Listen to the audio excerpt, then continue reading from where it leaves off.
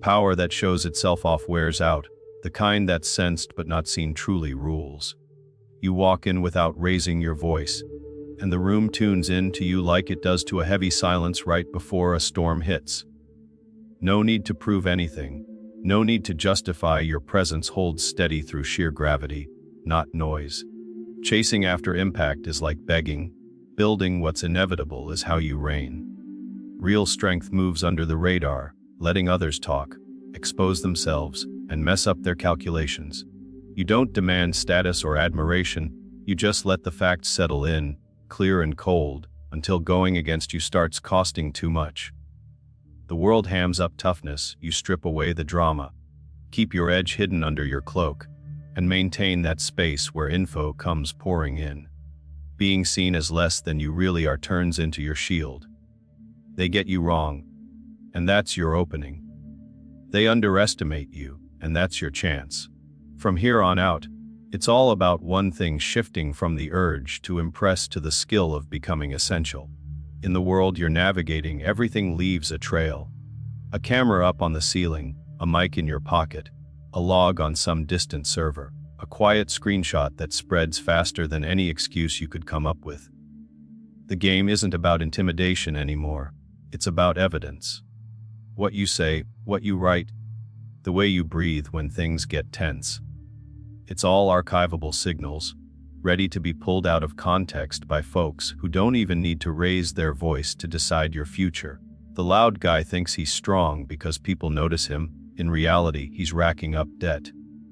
Every outburst costs him compound interest lawsuits, internal investigations, a reputation leaking away in tiny drips. The algorithm remembers the adrenaline spike. It forgets your good intentions. Showy toughness builds files against you. Quiet reliability builds alliances. In this ecosystem full of eyes, visibility turns into vulnerability. The more you take center stage, the easier it is for someone to orchestrate your downfall without laying a finger on you. That overly sharp email, one interruption too many, an impatient look at the wrong moment. It all piles up into a story where you become the problem to fix. So you adjust your pace. You cut out the extras. Talk less to make your words hit harder. Let silence do its job of revealing what's really going on. The goal isn't to seem harmless, but to become readable to the right observers, the ones who spot consistency, clean decisions, the way you diffuse a conflict without noise or toxic fallout. In the age of evidence, true authority doesn't intimidate. It makes disagreement expensive through the quality of its results and the predictability of its character. You stop giving the archive easy hooks. Instead, you provide anchors. And you find that by quitting the spectacle that feeds the proof machine, you start steering it through scarcity, consistency, and the quiet obviousness of someone people consult, not surveil. The trap never looks like a trap, it shows up as a stage. They nudge you onto it with unspoken applause, likes, glances, ego boosts. They feed you the lines: act confident, own the space, project that obvious authority. And there you are, playing the role the times expect, not because it's right, but because it's visible. The macho theater runs on credit. Every flashy move buys a few seconds of attention and mortgages months of trust. You lift your chin, talk louder, punctuate with gestures. The audience buys it for a moment, then steps back to crunch the numbers. Because the people who matter aren't buying intimidation promises. They invest in lasting stability. Confusions become the norm. Toughness equals authority, speed equals control, flashy certainty equals skill. But those are just stand-ins. The performer of strength doesn't rule anything, he begs for it. He piles up proof of his presence and turns himself into a mapped, out-target. People know his triggers, his ticks, his blind spots. The visibility that once seemed like an edge now gives away your firing coordinates. You've seen it at the office, in the gym, in social showdowns. The bigger the performance, the more the quiet smarts pull back and take notes. The trap's sneakier because it flatters a primal fear, the fear of being invisible. To avoid being ignored, you crank up the spotlight, and the spotlight burns you out. You forget that in this evidence economy you're in, performance creates records, And records create narratives where you turn into the obstacle that needs rationalizing, framing, sidestepping. Ego craves the instant hit, strategy demands time. You have to pick one. Getting out of the trap isn't about going soft or vanishing. It's about uninstalling the compulsion to be noticed. You keep the stage but switch up the lighting. You hold onto the weight but ditch the overkill. You let silence build the credibility that volume can't touch. Then the dynamic flips. Instead of a predictable character they can manipulate by poking you, they face a sober presence they approach with caution, because nothing leaks and everything holds, and it's recorded on a different medium. Consistency. And consistency doesn't need props. The mechanism is simple, but it works in the shadows. The second you raise your voice, you inject unbounded randomness into the system. A sentence too sharp, a stance too rigid, a furrowed brow at the wrong time, and the chain reaction kicks off. Cascading responses, interpretations, captures, stories forming without you there to correct them. Perception outruns reality because it shapes it with weak signals piled up. People don't remember what you meant. They archive what you seemed like. Noise doesn't add substance, it provides coordinates. It makes your path predictable, and therefore attackable. You think you're staking a claim, you become a foreseeable pattern, ripe for targeting. And that's where randomness bites back at your will. You light a fuse without knowing its length or payload. You underestimate the hidden variables, sensitivities, invisible alliances, quiet agendas. You overestimate the moment's ability to carry your full message. On the flip side, restraint boxes in the randomness. It pushes aside the event-driven stuff to build the structural. Talking less means fewer entry points for counter strategies. Slowing down forces the other side to fill the gaps with their own projections, exposing their priorities, blind spots, and impatience. Silence isn't retreating from reality. It's a measuring field. It lets raw info surface that noise would scramble. You notice precise things, the way faces relax when you don't escalate, how a conflict loses steam when no one gives it a stage, the tiny crease on a colleague's face hinting at a bigger coalition than it seems. Attention shifts from your volume to your consistency, and it's that consistency that, bit by bit, makes opposition expensive. Human systems reward what stabilizes them. Escalation, though, stirs up the appetite for stories. The louder you get, the more the environment organizes to define you, classify you, contain you. An organization doesn't need to be right to neutralize you. It just needs patience, letting you produce your own proof of unpredictability. That's why the mechanics of perception trump reality in collective memory. Tension gets noted first, then explained retroactively, rarely in your favor.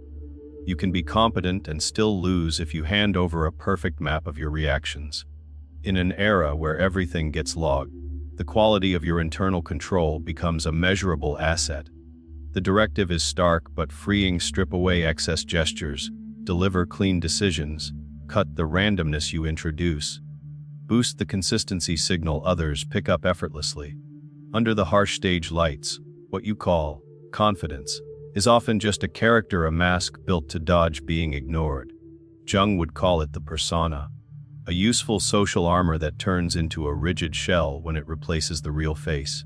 The tough guy isn't solid, he's acting against the fear of being seen as he is, that ancient dread of abandoning the inner child if it doesn't perform. So he amps up his voice, sharpens the edges, floods the space. But it's the mark of a projection, not true sovereignty. You display strength to avoid facing fragility, and in that gap, the shadow thrives. Everything you refuse to integrate, doubt, need for approval, tiny jealousies, undigested anger, shows up elsewhere, in others, in situations, through conflicts you discover instead of owning. You mix up mastery with armor, presence with performance, density with hardness, and each mix up pulls you further from the silent consistency that actually builds trust. Individuation here doesn't mean getting soft or giving up the edge. It means stripping off the makeup until the face drives the armor, not the other way around. The shadow isn't destroyed, it's digested. You pull back to center the parts you disdain. Envy becomes a signal of unnamed ambition. Anger turns into a clear boundary. Fear regains its role as an alert instead of fueling spectacle. Gradually, the role loses its hinges. The reflex to impress dissolves, and your energy stops feeding conflict scenes to fuel precise decisions. Emotional sovereignty isn't the absence of emotions, it's directing them. It aligns with what you've already set. Cut the randomness you add. Amp up the perceivable coherence. Let silence produce the info that clamor destroys. Then your inner architecture simplifies. You speak little but clearly, move slow but sure, become readable to long-term thinkers and unreadable to short-term chasers. Reputation stops being a facade to defend and turns into a quiet spring. People don't test you to decode you anymore. They adjust their stance because nothing leaks and everything holds. And they get that what's ruling here isn't a performing mask, but a center that doesn't beg to be believed to exist. You've stripped the makeup and found the center. Now it's time to architect perception. In Machiavelli, reputation isn't a mirror. It's a craft. You carve it, polish it, ration it. People believe you're strong when you make opposition costly, not when you demand they fear it. Invisibility becomes your armor because it makes you unpredictable. Being underestimated isn't an insult. It's breathing room. You pick your appearances like strikes rare, sharp, at a moment when the ground's already prepped. Between interventions, you let cold clues circulate. Consistency, reliability, clean decisions. That build up into this quiet obviousness. You don't chase the spotlight, you hold the file. The fox reads the hallways, spots appetites, notes dormant grudges. The lion only shows when the impact doesn't need volume. Most folks lose by flipping the order. They roar first and learn later. You do the reverse. You soak up info in silence. Let the other side define themselves, then tweak a discrete variable. A question that shifts the rhythm, a constraint that reconfigures options, and pull back before the noise starts. The trace left isn't a bang but a ripple, a meeting that tips without raised voices, a decision that seems natural, a conflict that fizzles for lack of air. You get credited with less noise than effect. That's exactly the point. Being seen as just below your real capacity protects your flank. Too much esteem draws challenges and envy. A slight underrating draws confidences and opens doors. You create that gap through sign economy, no self-promotion, no promises, just sober deliverables on time. That way, admiration shifts from you personally to your predictability, and that shift stabilizes the system around you. In the evidence ecosystem, you make confrontation inefficient. Anyone attacking you becomes the complicator, while your restraint keeps churning out verifiable results. People prefer dealing with you because your framework's clear and your ego's quiet. That's how the useful fear emerges, not from your anger, but from your consequences. The fox without the lion ends up caged. The lion without the fox ends up wounded. You nurture both without mixing them. Finesse for access, strength for boundaries, always low volume.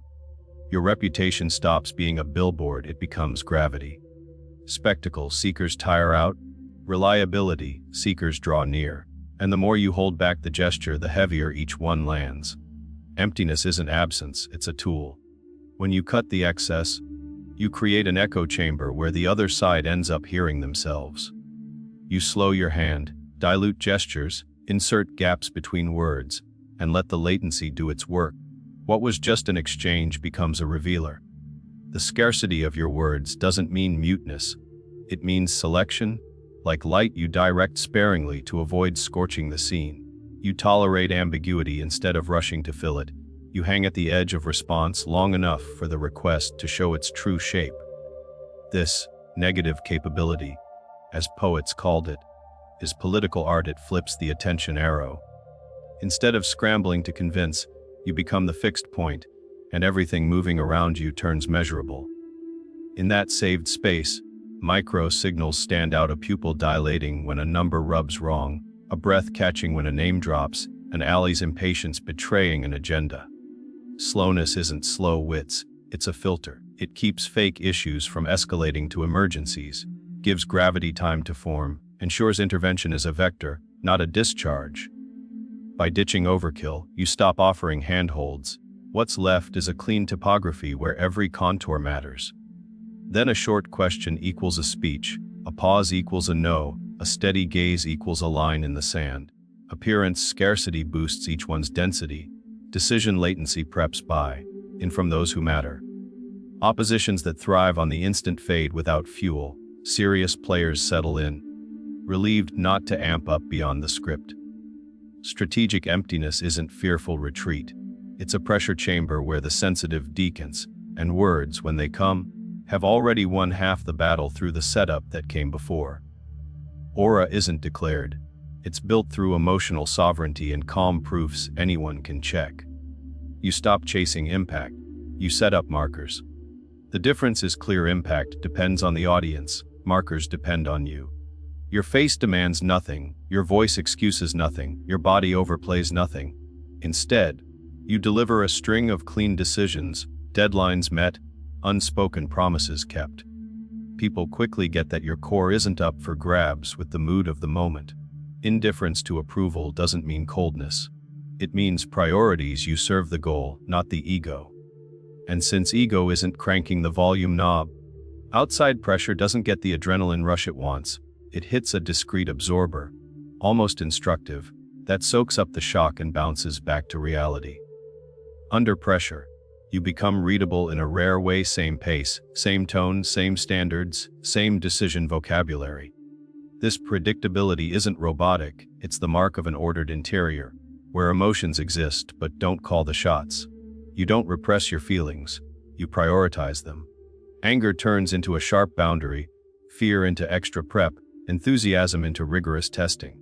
This shift has a key side effect. Trust grows in others not because you charm, but because you hold steady, even when charming would be easier. Then the aura isn't empty mystery. It's a soft pressure stabilizing the field around you.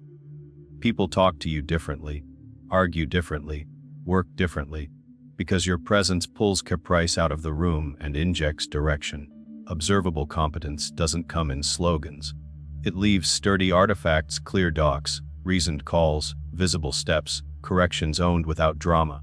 You expose reasoning just enough to be auditable, never enough to bog you down in the scene. From this sobriety comes a useful fear, not of your rage, but of your fallout. People know with you. Sloppiness costs and precision pays.